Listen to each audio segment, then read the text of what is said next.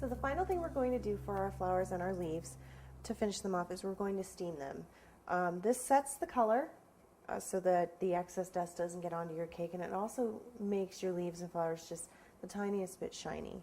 So all you want to do is hold it over the steam just for a couple of seconds, not too close. You don't want to melt your gum paste, you just want it to make it shiny.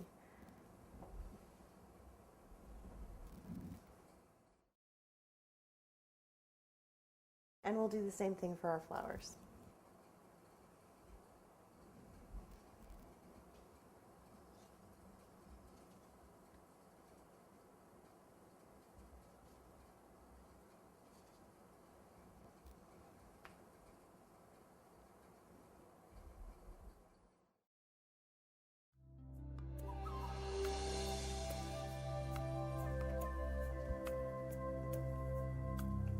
After you've steamed your flowers and your leaves, they'll feel a little tacky. You want to try to avoid touching them because you'll rub the color off.